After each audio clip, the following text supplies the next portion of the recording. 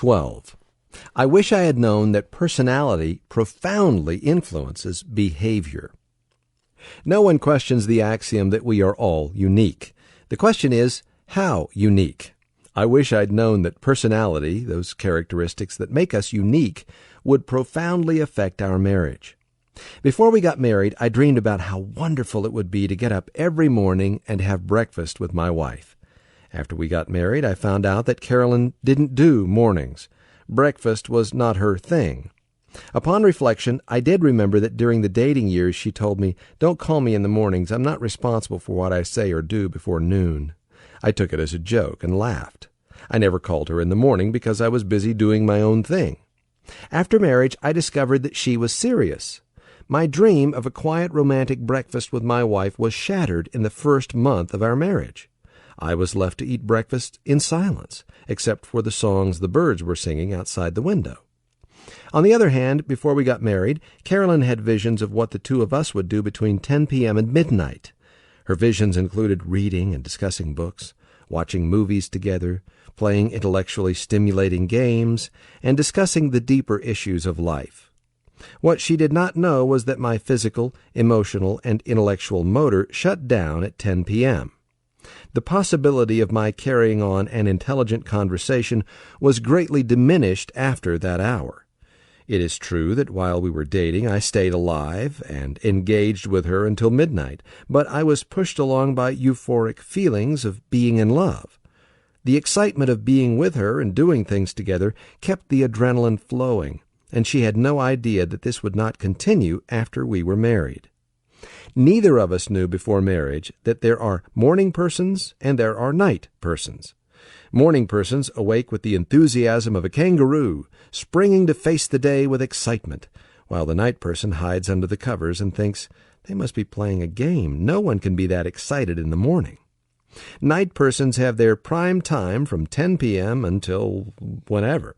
That's when they enjoy reading, painting, playing games, doing anything that demands a lot of energy, while the morning person is quickly fading at that hour. This personality difference may have a profound impact upon the couple's sexual relationship. The morning person wants to go to bed at 10, cuddle and make love, while the night person is saying, "You've got to be kidding, I can't go to bed this early." The morning person may feel rejected, while the night person feels like they are being controlled. This may well lead to arguments and frustration. Is there hope for this couple? Certainly, if they choose to respect their differences and negotiate a solution. For example, the night person may agree to have sex at 10 p.m. if the morning person will allow them to leave the bedroom after lovemaking and pursue their other interests until midnight. However, if the morning person insists that the night person remain in bed after making love, that person may feel manipulated, controlled, and frustrated. A morning person will never become a night person, and a night person will never become a morning person. It's a part of our personality. With effort, we can push ourselves to be functional in those early or late hours that are not prime time for us, but it will never come without effort. If Carolyn and I had known that I was a morning person and she was a night person, and if we had used our dating time to discuss this personality difference, we would have saved ourselves a lot of emotional pain. I would not have felt rejected because she was not having breakfast with me, and she would not have felt controlled by my insisting that she go to bed at 10 p.m. Yes, I wish we had known that personality differences profoundly influence behavior. Half full or half empty? Let's look at some of the other personality differences that often go undiscovered and undiscussed before marriage. The pessimist and the optimist are often attracted to each other. The optimist sees the glass as half full. The pessimist sees it as half empty. The optimist sees the possibilities, while the pessimist sees the problems. Each of us has a basic leaning in one direction or the other, but we are often unaware of this aspect of our personality. In the dating stage of the relationship, we each assume that the other person views the world as we view it. Because we are each enamored with the other and seeking to accommodate each other, this personality difference may not be apparent. For example, the optimist tends to be a risk-taker because he is convinced in his own mind that everything will turn out fine. Thus, he may suggest that the two of them go bungee jumping. The pessimist, by nature, does not want to take risks because she assumes that the worst could happen. Therefore, she would never have entertained the thought of bungee jumping. But because she admires and trusts her lover, she is willing to do something she would never have done on her own. The optimist is thrilled to be dating someone who is willing to be adventuresome, while never realizing that she has gone far beyond her emotional comfort zone. 2 years after marriage, when he suggests that the two of them go rock climbing, she strongly resists the idea. Not only is she unwilling, she also resists the idea of him going alone or with friends. She can envision herself being a widow and cannot understand why he would be willing to take such a risk. On the other hand, he is totally blown away by her response. He wonders what happened to her spirit of adventure. Why is she being such a killjoy? Because they failed to discover and discuss this personality difference before marriage, they find themselves embroiled in a conflict that neither of them understands. In reality, they are both simply being who they are, an optimist and a pessimist. The problem is neither of them knew who the other person was before they got married. The euphoria of the dating experience blinded them to this personality difference. Had they discussed this difference before marriage, he would have realized that she would never be a rock climber, nor would she ever go skydiving with him. He would also have realized that if he chose to do such things, he would do so in the face of great resistance from his wife. This personality difference is likely to create conflicts in the area of money management. The optimist will tend to be an adventurous investor, willing to take huge levels of risk with the hope of positive results. On the other hand, the pessimist will want to invest in more stable and secure markets. They will spend sleepless nights if the spouse pulls them into a high-risk investment. And if the investment goes south, the pessimist will blame the optimist for taking undue risks with their money. The optimist is likely to see the pessimist as being non-supportive of their ideas and thus blame the spouse for holding them back from success. The answer to this personality difference lies in understanding and accepting the differences and not condemning each other for being who they are. They must then negotiate a method of honoring each other's personality. One such plan may be to agree on a dollar amount that the couple could have in secure investments before the optimist would engage in high-risk investments. Once this minimum level of investments is in place, they could agree on a dollar amount that he could invest in a higher-risk investment, with the understanding that if he lost it all, she would not condemn him. On the other hand, if the investment is successful, she commends him for his investment skills, and together they celebrate their financial success. If a dating couple is willing to negotiate these kinds of arrangements before they get married, they will save themselves many unnecessary arguments over how they will handle the finances. The same principle is true in scores of other areas in which the pessimist and the optimist are likely to have very different views about the action that should be taken. Understanding, accepting, and negotiating personality differences are essential in building a foundation for a healthy marriage. Neatniks and slobs. Then there are the neatnik and the slob. "I've never known anyone as sloppy as Ben," said Alicia. How many wives have said this about their husbands less than a year after the wedding?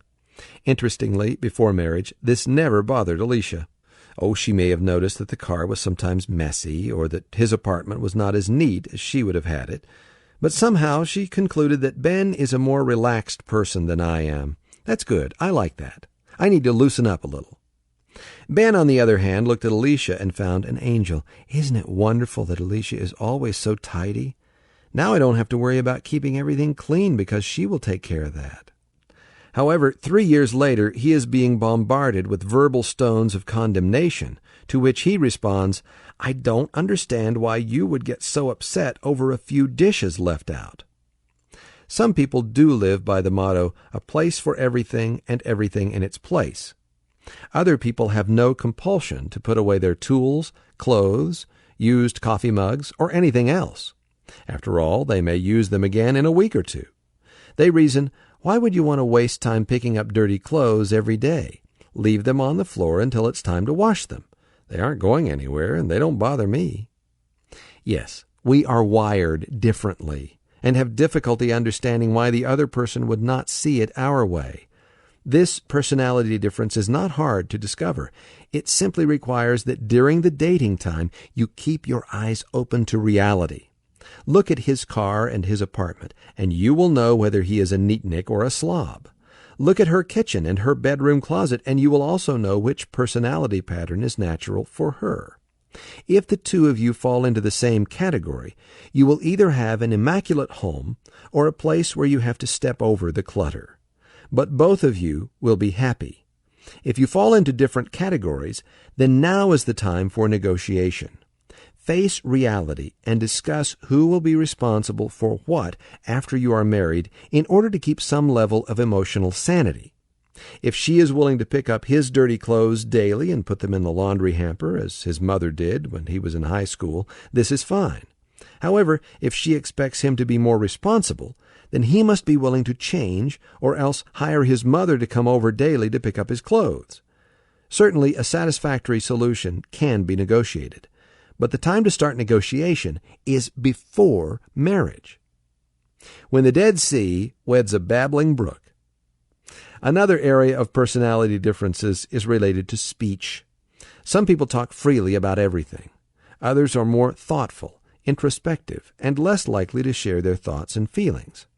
I have often referred to the latter as the Dead Sea and the former as the babbling brook. In the nation of Israel, the Dead Sea receives waters from the Jordan River, but the Dead Sea goes nowhere. Many people have that kind of personality. They can receive all kinds of thoughts, feelings, and experiences throughout the day.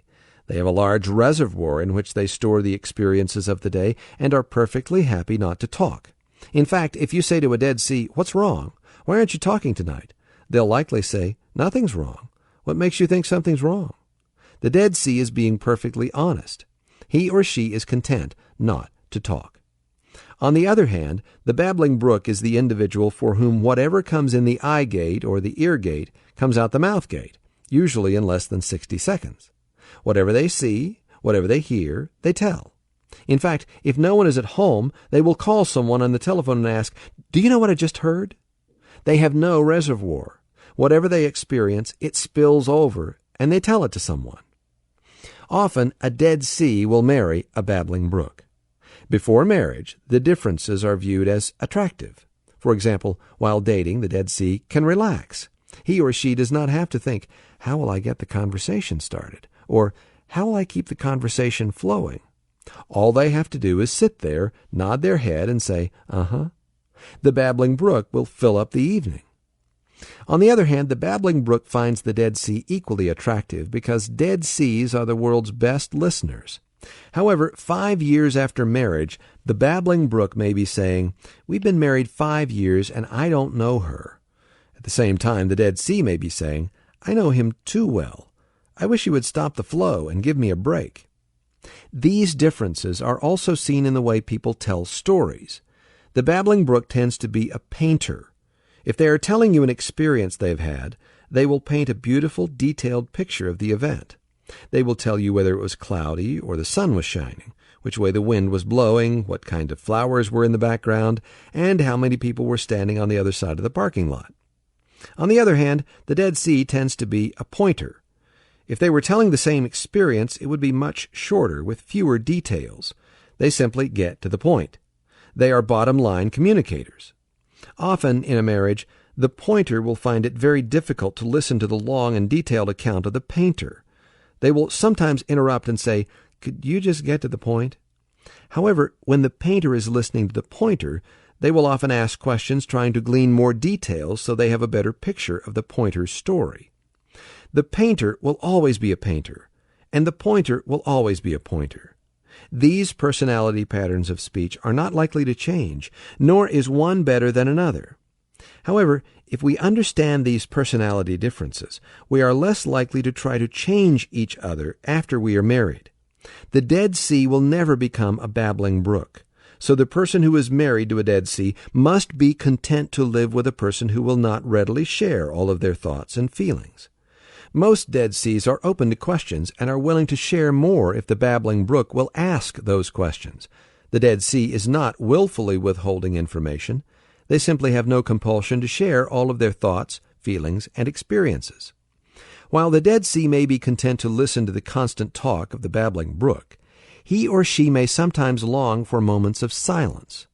That is why they sometimes withdraw to the computer or other activities. The babbling brook must understand. They are not being rejected by the Dead Sea. The Dead Sea is simply longing for a more contemplative climate. When these personality differences are discussed before marriage, they are far less likely to be troublesome after marriage.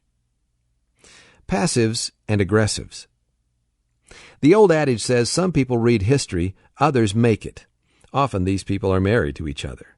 The aggressive husband or wife believes that each day is a new opportunity to advance the cause. They will aggressively pursue what they want, what they believe to be right, or what they think should happen. They will go to all ends. They will turn every stone, and they will do everything humanly possible to accomplish their goals in life. On the other hand, the passive person will spend time thinking, analyzing, wondering what if, and waiting for something good to happen. Their theme is, everything comes to him who waits. Before marriage, these traits made them seem compatible. The aggressive partner found it comforting to observe the calm, cool, and collected nature of the other person. They liked the stable, predictable nature of the one they loved. The passive person was pleased to have someone make plans and chart courses for their future. They admired the accomplishments of their aggressive lover. After marriage, the couple often finds these traits divisive. The aggressive partner keeps trying to push the passive partner into action. "Come on, we can make this happen," is their mantra. On the other hand, the passive partner keeps saying, "Let's wait. There might be a better opportunity later. Don't get so excited. Everything is going to work out." Are these traits observable in the dating stage of the relationship? The answer is yes, but often they are never discussed.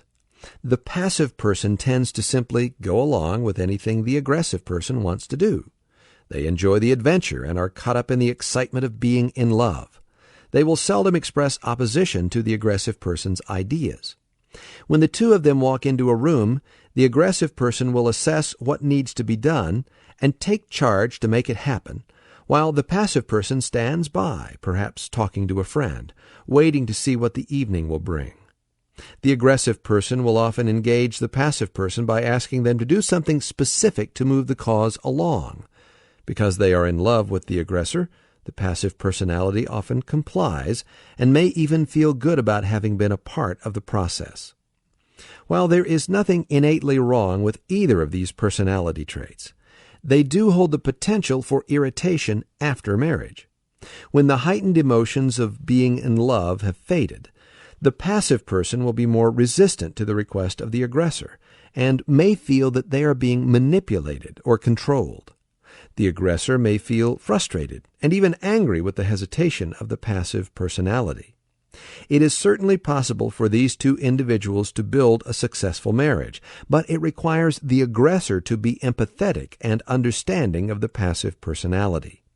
He must take time to hear the concerns of the passive individual and even to realize the assets that they bring to the marriage. For example, looking before one leaps is always a good idea. The passive person is far more likely than the aggressor to be looking. On the other hand, the passive person must allow the aggressive person to use her strengths and let her leap before it is too late. If you cannot conscientiously leap with her, then hold the rope while she does so. Together you will accomplish much in life if you learn how to complement each other rather than be competitors. If you can discuss this personality difference before marriage and gain some experience in working together as a team, you are far more likely to make this difference an asset rather than a liability once you are married. Professors and dancers. Some people are extremely logical in their reasoning. They progress through rational steps and reach what to them is a logical conclusion. Other people simply know in their heart what is right in a given situation. They cannot tell you why or how they reached that conclusion. They simply know that it is the right decision. I have sometimes called the logical thinker the professor.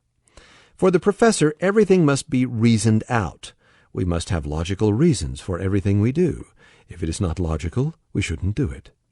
The intuitive person is more like the dancer. We don't need logical reasons for everything we do. We do some things simply because we enjoy them. I don't know why. Do I always have to know why? I want to do it just because. Before marriage, the professor was enamored with the intuitive wisdom of the dancer, while the dancer was proud of the professor's logic. However, after marriage, the professor is slowly driven insane by the same illogical behavior, while the dancer wonders how she can continue living with a person so obsessed with reason. One husband said to his wife, "Trish, listen to me. The walls are not dirty. They don't need painting again. Don't you understand that?" His wife responded, "Yes, I understand that, but I don't want green walls any longer." The professor has a difficult time making decisions based on desire.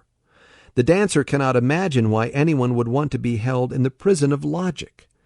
These personality differences often go undiscovered and undiscussed before marriage.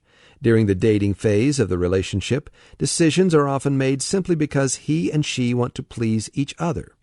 After marriage, when life gets serious and real, this desire to please each other is not as natural. When differences emerge, the logical thinker will seek to press the intuitive thinker into having logical reasons for their position. This is expecting and demanding the impossible.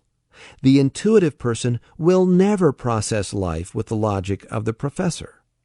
If you try to force each other into your own personality mold, you may spend a lifetime in conflict.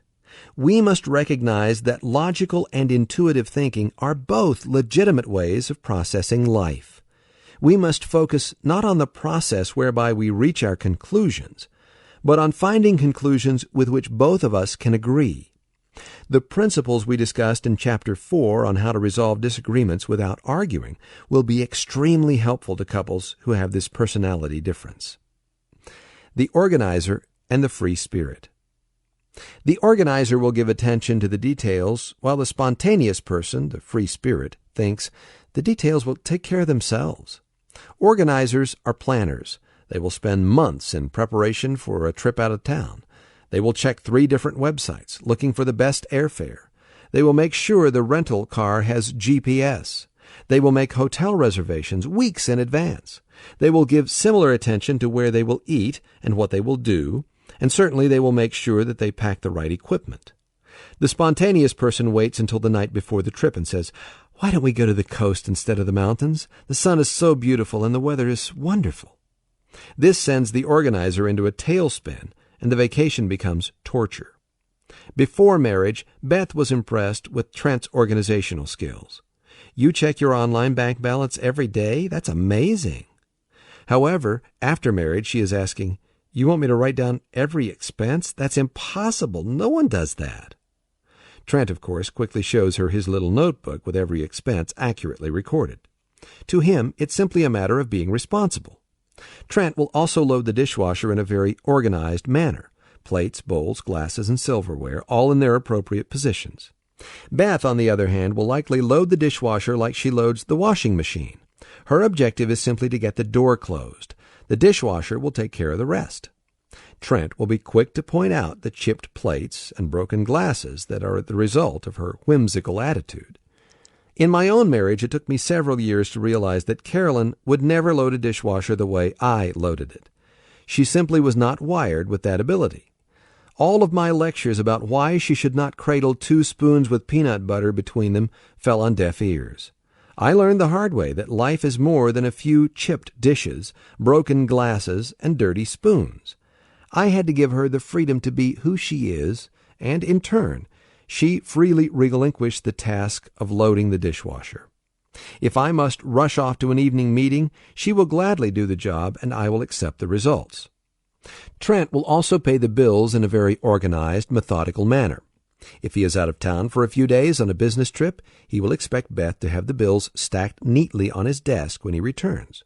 However, chances are Beth will not remember what she did with the mail, or even if she brought it inside the house. He may find the bills in the car, on the floor, or under the couch cushion. He is amazed that anyone could be so irresponsible. Beth is equally amazed that anyone could be so rigid. This personality difference has the potential for heated conflicts. This personality difference can be easily observed in the dating relationship if the couple is looking for it. However, most couples are not. If the organizer sees the spontaneous personality of his dating partner, he will likely admire it and respond positively to her spontaneous ideas. If the spontaneous person sees the organizational skills of the partner, she will most certainly admire the trait and perhaps even express her appreciation. However, if the couple can be a bit more realistic and acknowledge the potential conflicts in this personality difference and discuss how they might handle such conflicts after marriage, they may save themselves the trauma of being shocked by personality clashes after marriage. The fact that you have acknowledged the potential conflicts and discussed possible solutions will make it much easier for you to discover such solutions when the inevitable conflict arises. Because personality differences are so profound, and because they strongly affect our behavior, I encourage all couples who are seriously contemplating marriage to fill out a personality profile. Few things will better prepare you for the inevitable conflicts in marriage like understanding each other's personality patterns. There are a number of personality profiles available. One I recommend was developed in Norway and made popular in this country by numerous counselors. The profile divides people into 4 basic temperaments: melancholy, phlegmatic, sanguine, and choleric. You can take this personality profile free at the following website, www.oneishy.com/personality. If you are contemplating marriage, I would encourage each of you to take the profile separately and then discuss the results. It will give you the strengths and weaknesses of each of these temperaments. Discussing your temperaments with each other can be very enlightening. The second profile is Couple Checkup and will measure 20 different aspects of your relationship. It will help you celebrate your strengths and identify areas that need growth. There is a separate profile for dating couples, engaged couples, and married couples. There is a charge for this profile, but in my opinion, it is an excellent investment in your relationship. You may access the profile at www.couplecheckup.com. Taking either or both of these assessments will not only provide you with meaningful discussion, it will lead you to a deeper understanding of each other's personality patterns. Understanding personality will make it much easier for you to accept the behavior of the other person in a given situation. If the two of you go for premarital counseling, your counselor may also suggest an assessment tool called Prepare/Enrich. This is a more comprehensive profile and is geared specifically to couples who are thinking of marriage. This profile will need to be administered, scored, and interpreted by a counselor, but it can be an extremely helpful exercise as a couple moves toward marriage. Talking it over. 1. On a scale of 1 to 10, rate yourself on the following personality traits. 10 means extremely high, and 1 means extremely low. A. Optimistic. B. Pessimistic. C. Neat. D. Messy. E. Babbling brook. F. Dead Sea. G. Pointer. H. Painter. I. Aggressive. J. Passive. K. Logical. L. Intuitive. M. Organizer. N. Spontaneous. 2. Encourage your dating partner to do the above exercise and then discuss your answers with each other, giving illustrations as to why you rated yourself a particular score. 3. If you are seriously considering marriage, perhaps you would like to take one or both of the free personality profiles discussed in this chapter. They can be found at the following websites: oneishy.com/personality and couplecheck.com. 4.